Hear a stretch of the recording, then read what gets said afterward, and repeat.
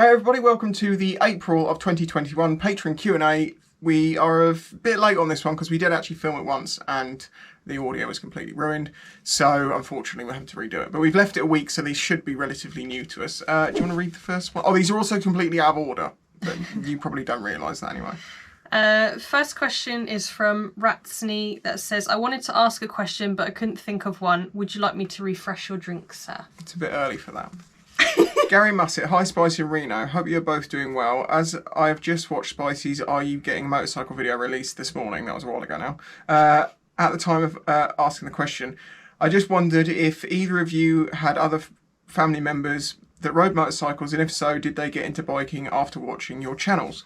No one from my family really watches my videos, I don't think. And no, none of them have got into biking after. A couple of them, my brother and my sister rode mopeds when they were younger. My brother does some off-road stuff occasionally, but generally, no. I've got uncles that have always ridden bikes, so I've kind of grown up with it in a way. My youngest sister actually got into biking after I got into biking, but she didn't stick with it.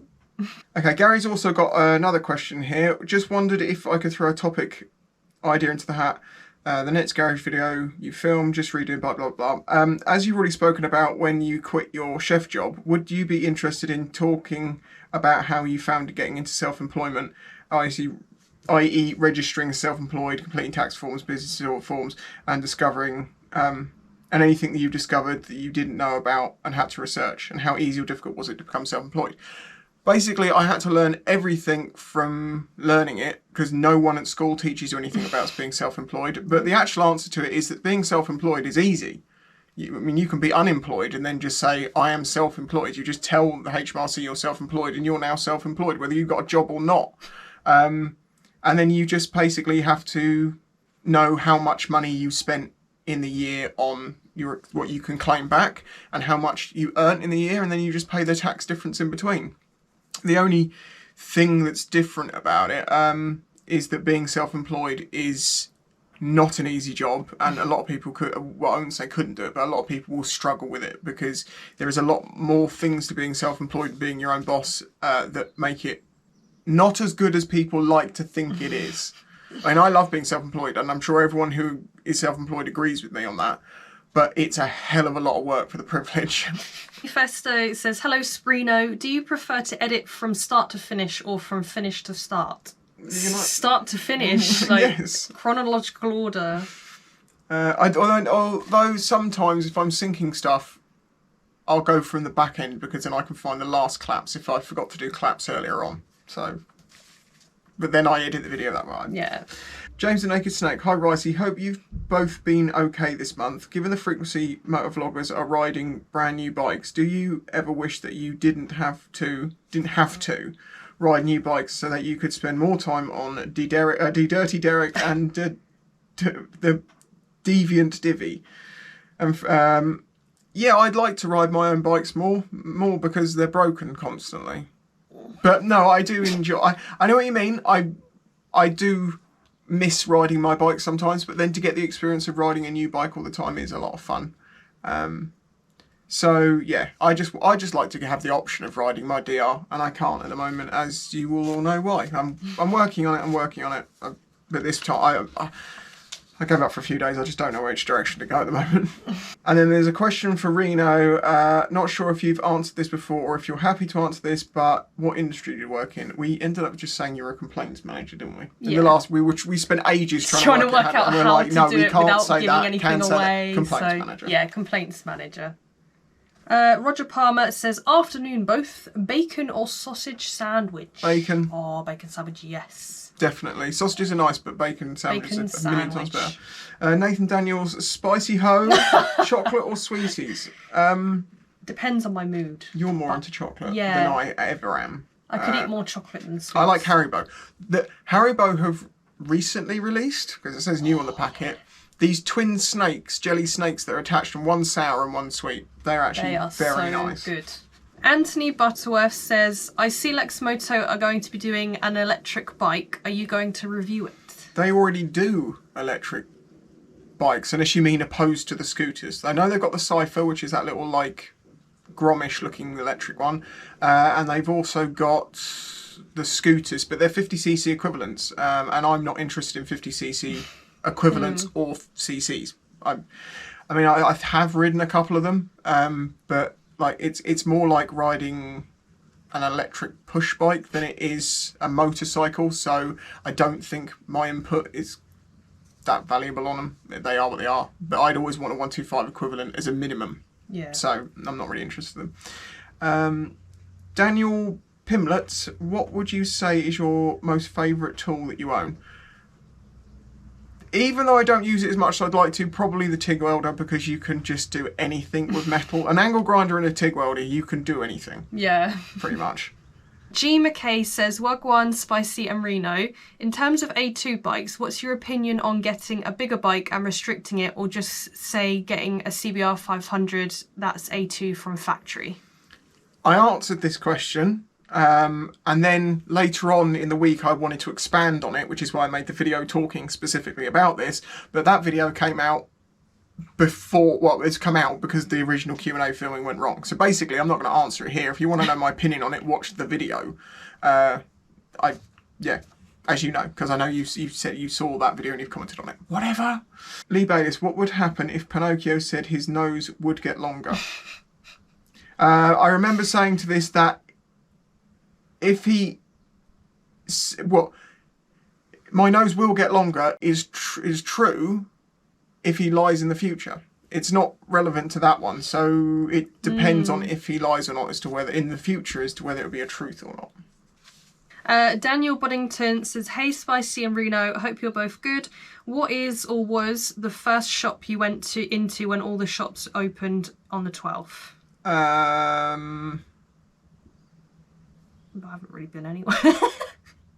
Do you always get a battery changed in an old yes. watch? Sinshiro, hey Spicy and Reno, I hope you are doing well. If 3 people lived in 3 different countries, the first on Earth, the second on an object in outer space that is completely stationary, and the third on a spaceship travelling near the speed of light, which one would die of old age first? There is a couple of replies to this, so I don't know what people have said or if you elaborated on it, but the answer is they all age at the same rate as each other in their timeline, but to each other they will age at different rates. So who dies first is only relevant to the timeline that you're on. It doesn't make any sense to someone else's timeline because the time's not the same. Samuel Gillard says, hi Spicer and Renington. These are getting... Next month, you wait. Next month, it's just going to be all of them. I'm still waiting for one combination of our name that no one's done yet. If you had to carry one animal around with you at all times, what would it be? I'd go for a helpful ferret. Small lizard. Oh. Just sits on your shoulder. Oh. Goes. I don't know what I would want. I can't remember what I said last time. I don't know. Something cute and small. Small and cute. Mm-hmm. Paul Pigger, hi Spicy and Reno, hope you're both well. What is the true origin of our species and where do you see ourselves in 100 years' time? Ride safe, aka Lex Rider, the guy who's been watching all your videos. Yeah, it's been pretty impressive how many videos you've watched, liked, well, I assume liked, but commented on. It's been, yeah, you the only other person I can think of who I've seen comment on that many videos consistently for just days and weeks was May Crutch. I appreciate that you're liking the videos. Anyway, to answer the question, what's the true origin of our species? I think it was just, biogenesis on Earth. But it is weird that it's only happened once, although maybe that proves why life and biogenesis is so rare that it will happen, sure, statistically, but it's so rare that even in a world like ours, which is perfect for it, it's only happened once in 13 billion years or something. Which also then leads to the question of, well, yes, there is probably life out there, but how much of it is out there is dependent on what's the likelihoods of biogenesis happening there. And why has it only happened once here? That's another weird thing. As I say, because you'd think it would have happened multiple times. But and where are we going to be in 100 years' time? Probably on fire. Josh Feehan says, hi Spicy and Reno, what do you think has the most beef? a DR650 or a DRZ400. I need to know which is the beefiest beef machine and the beef ultimate beefy beef cake. I'm not talking about horsepower, just pure beef on the beef scale. Thanks. I think the DR400 has a bit more because it revs a bit faster. It gets up to its higher revs a bit faster, even though the other one's got torque down and that's pretty beefy. It's something about the 400. Yeah, I'm going to say the 400 or the 440 to be technically. Sism. Dear Spicy and Reno, I hope you're both doing well. I have a new bike, a 2021 Royal Enfield Himalaya. It had its 300 mile service a week after I got it, and in 3 weeks of ownership I've put over 1,400 miles on it. I've noticed the exhaust pipe makes popping noises on deceleration, the same noises sports bikes make on the JHS dyno in 44 teeth, but it seems a strange sound for an adventure bike to be making. I looked it up online, but it doesn't seem to be a clear set consensus on whether the popping is good or bad. I've read that it's normal, but it can also indicate the bike is running lean. I actually like the popping sound and kind of want to leave it, but so he's basically asking, is this popping sound normal? I'm interested in your thoughts. Thanks and good health to you both from Atlanta, Georgia.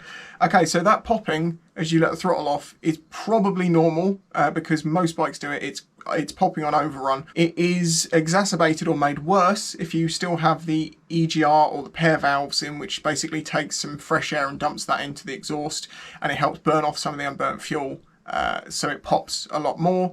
It's completely normal for any type of bike to do it, generally. As I say, being an adventure bike has nothing to do with it. My DR did it loads. You got off the throttle and it was just bang, bang, bang constantly.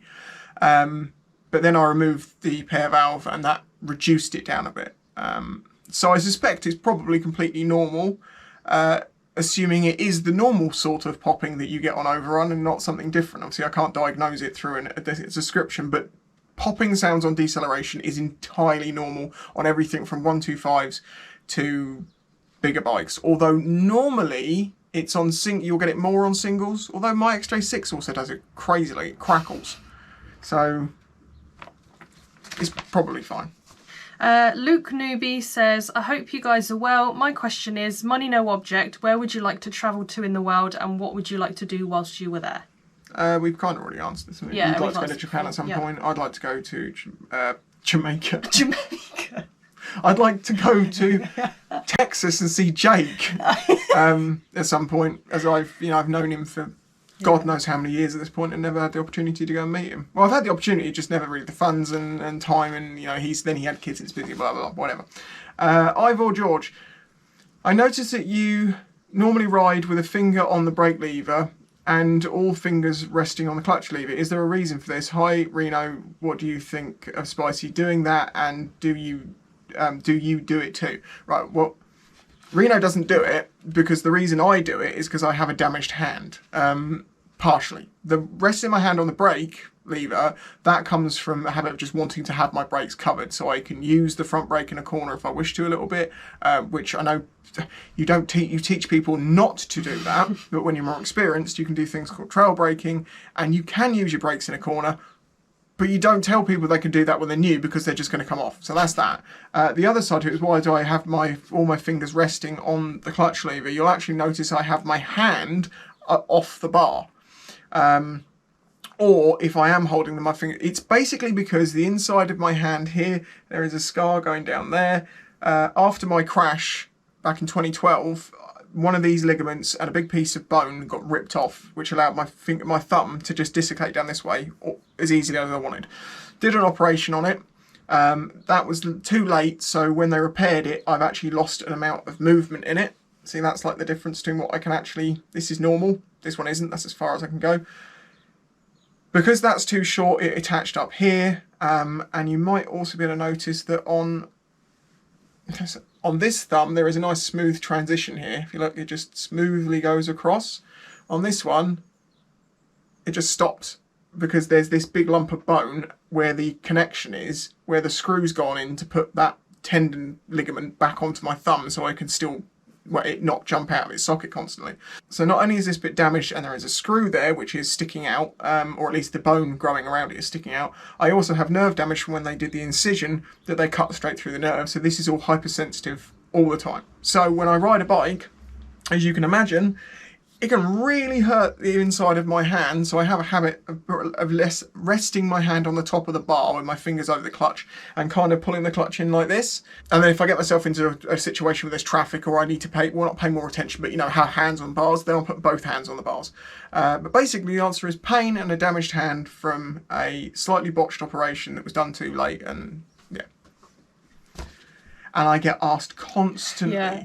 I may have even made a video on this. I definitely made a post. Yes. That had like all the pictures and all the things. Yeah. I think I've got the picture somewhere, and I made this, so I'll scroll it through.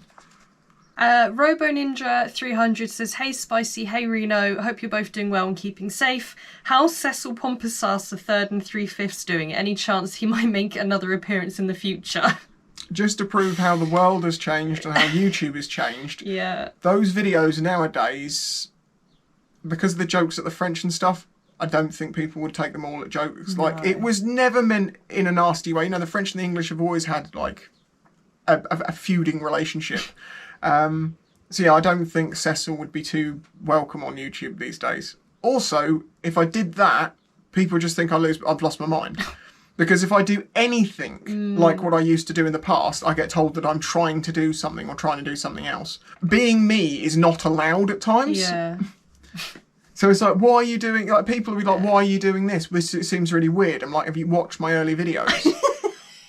And then people from back then say, well, why did you become more serious? I'm like, because if I only made those sorts of videos, no company would have let me a bike. It's damned if you do, damned if you don't.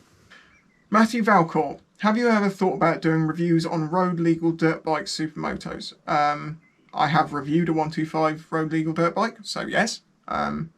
If I could get a hold of more of these sorts of things, I would be interested in trying them out. But I only can review what I can get my hands on. And they also ask, what are my and Reno's thoughts on getting a road legal dirt bikes as a first A2 bike? I would ask, why are you getting a dirt bike as a road bike? Unless you're going to be using it more off-road than on-road, why would you buy? Like, just don't do that. Yeah. If you mean as in the sense of a proper dirt bike, that the engine is done in hours, not miles. They're not designed really to be used on the road constantly, and you've got knobbly tyres and stuff like that on them. They're not great on the road. If you mean a supermoto, depends which one it is. If it's a DR, no. They're actually pretty good. But if you need to do motorway miles, then a DR is not going to be any good for you. You'd have to get something more like a 701. I don't have any thoughts on it. Yeah. Reno is sensible enough to not try and answer questions that she doesn't know anything about because she has never ridden dirt bikes. A Crazy Chicken says, what is a tank slapper and why is it named that? A tank slapper is basically when the front and the rear wheel on a motorcycle get out of alignment. That can be because the rear one slid or because you did a wheelie and the front one came down out of line, but it's where the rear wheel and the front wheel want to get back into line, which causes the bike to go into this kind of flopping side to side, arguing with itself thing. And I believe it's called a tank slapper because it causes the fuel to slosh side to side, or at least it slaps you around because it's throwing the bike side to side. The way you get out of tank slappers is you throttle on because that lifts the front wheel off the ground. You'll notice in MotoGP, if they ever get into a tank slapper, they just throttle on, get the front wheel up and then put it back down again. Because the problem is that the back wheel and the front wheel are out of alignment. They want to come back, but they keep kind of overcorrecting. 4658. Hey up, Spicy and Filth Pot Reno has been watching the last one. Been a while since I've left a question. I've been a bit busy with a new job.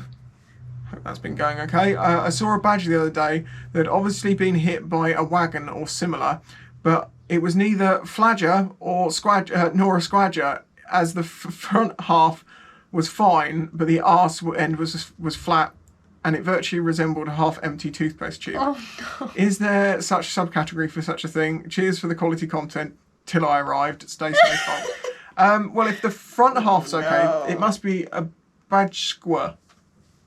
A badge squidge. A badge squodge. A bag squidge. Bag squidge, there you go. Because squidge. the first half's okay, badge. Squish. Squidge. So it's a bag squidge. Squadger. No, squadger is when the first bit's, when it's completely flat. Then wouldn't it just be badger? No. Badged. It did. Bag Did. squidge. Avocado says, hey guys, this is one for either and both of you. If you could take any bike past or present in brand new condition out for a test ride, which bikes would be your top choices? I'm talking about anything here. 2001 Rocket 3, Old Vincent Black Lightning, anything. I think I'd like to try an original old Triumph Bonneville to see if the engine's anything like the modern one, because I've ridden oldish Bonnevilles, but they've obviously had oldish engines in them, and I've never ridden a really old Bonneville, so it would be interesting to know how originally, whether it was as smooth as I feel like they probably were. I don't know. I'd love to have the Honda CG125 back, because it's very small and cute and I liked it. When did you have a CG125? I didn't have one, I rode one on my CVT. Oh. It was the first bike I rode. Giga Chad, hello Sprino. My question is, if your bikes had to be scrapped, No. what bike would you choose to have in its place, regardless of price or availability? Given that I think you're saying I can only have one bike, this is the typical what one bike would you have? Yeah. I'd have to have something in between, something to do motorway miles and something that's a bit like a supermoto, maybe maybe like an MT-07 maybe, or maybe even like, I don't want to say the Tracer, unless you did some suspension work to it, or I don't like the 701. I don't like the seating position on it, so I'd maybe if money is no object and reliability is not an object, then maybe a hypermotor, something like that. I would just get my bike back. I'd just get another one. I like my bike. Yangvar says, hey Spicy and Reno, I wanted to ask for a bit of advice. I'm planning on getting a 125 motorbike summertime and travel around the UK. Then in a couple of years, get a new one and discover the rest of the EU and beyond. Do you think getting a 125 this year and then one next year is a good idea? Or get a bigger bike straight away, but push buying it till next year? For context, I don't have a CBT or a motorcycle license yet, but I'm at the age of getting direct access. Thanks, and all the best to both of you. Stay safe. If you can afford to get a 125 first and use it for a while, there is an advantage to that, because you will learn the fundamentals of riding a bike. Assuming you have no experience at all, you'll learn the fundamentals of riding a bike, and then you can move up, and that will put you in better stead. But you can just go and take the full test and learn on those bikes. They'll just teach you, if you're old enough. This is kind of what my video 1000cc at 24. It's not the same, exactly the same, but it's a similar sort of discussion.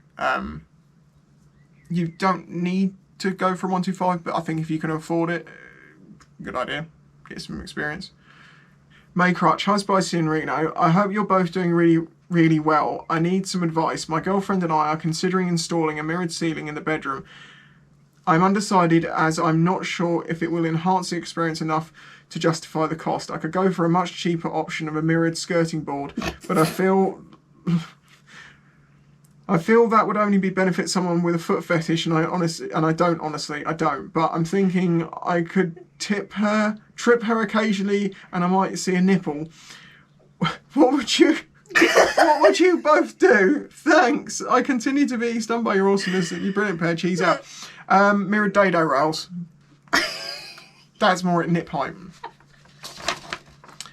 I mean, or tin foil on the ceiling, far cheaper. You can't. You'll be all warped in it. It'll be like a House of Fun mirrors, squint, wouldn't it? Squint and work it out. Cookie Guy 97 says, I get strange looks in the post office when they ask me what I'm sending, because I've been there every weekday for the past 3 weeks sending on special delivery. So I tell them honestly, it's semen, falcon semen, it's for work. So what's the strangest thing either of you have sent or received in the mail? Just a moment, what are you sending today? Is that falcon semen? Falcon semen. Burges. How do you even get that? How'd you get it out or how'd you get it off of it? Like, give me that. I've been sent some pretty weird things through the PO box in the past. Yeah. I suppose they're probably some of the weirdest things I've ever been sent. As is sending myself, I mean, I don't know really. I've not really sent really Not anything. weird. The problem is with weird is a context that's something's only weird to someone who thinks it's weird. Yeah. If I'm sending something with reason, then I don't think of it as being weird. Glories, how many points do you both have or had? 0. 0. No points, no point, nada, nothing. We are good. Well, there we go. There is the end of the Q&A. Hopefully the audio worked this time. We hope you're doing very well. Thank you for watching. Thank you to the support of my patrons. Bye-bye. Bye.